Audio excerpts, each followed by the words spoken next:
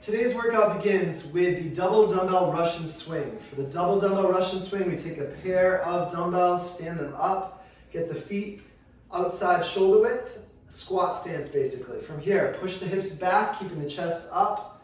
We want to get tilted over with those hips back. We have our forearms right in by our thighs. From here, we're thrusting our hips and just letting the arms float up to about chest height. We're doing this in rapid succession, one to the next. We're getting that stretch reflex of the hips back, hips forward, and then let those arms float up, like I said, up to chest height. If your dumbbells are light, you can take them all the way overhead, pushing up at the top. Just like that. Make sure you're pushing your shoulders up if you're going all the way overhead, so your arms aren't collapsing once they're up there. If you have a single object, today you don't have two dumbbells, interlace your fingers around a dumbbell handle. That's an option. You can go to chest height or all the way overhead, just as we mentioned. You can do this with a kettlebell as well, of course. Pushing up that kettlebell at the top is very important. If all else fails, use a loaded bag. Same action. If it's heavy, you can just go up to chest height. And this is good for training the hips to do all the work that just up to chest height. So unless your object's very light, stay with just up to chest height. But if it is really light, go all the way overhead. All right, our second movement today is the pull-up. For the pull-up, we go over to our pull-up bar. We get an overhand grip or a neutral grip like we have here is fine. You get a nice strong hang from the bar, straight arm position.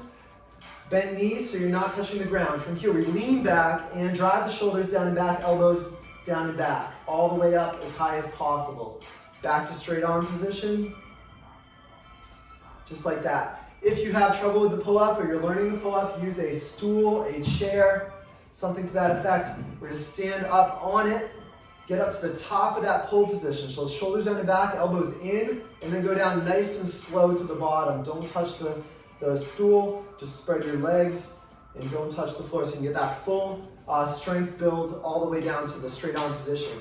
If you're very strong at the pull-up, use a dumbbell, stick it between your thighs or a backpack on your back to make that pull-up more difficult.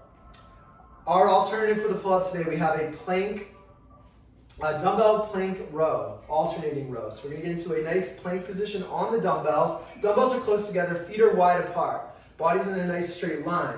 From here, we're squeezing our butt, squeezing our core, and rowing one of the dumbbells into the side. Back down.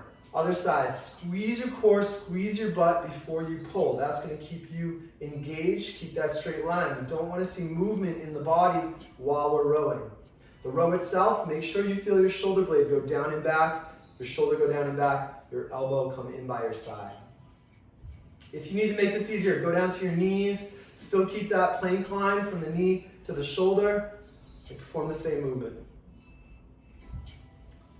Okay, our third movement today is the hanging knee raise to straight leg lowering. If you have a bar, we're going to do that version. We get a double overhand grip, get a nice strong straight arm hang. From here, we pull our knees up to our chest, then we extend our straight legs out, super straight, lower them down super slow. From there, we reset into that hanging position. If the floor is in the way, just bend your knees, get to reset. Knees to the chest, straight legs out, and down nice and slow. If you don't have a bar, you do the same exact motion on your back, on the floor. So we get our arms back there as if we're hanging from the bar, pull our knees up into our chest.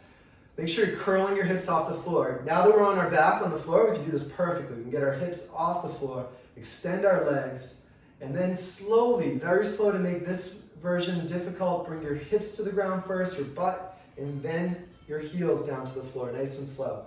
Again, knees come to the chest, hips curl off the floor, extend the legs, keeping those hips curled off the floor, your butt curled up off the floor. Then your butt comes down to the floor, and your heels finally come down to the floor. Have a great workout.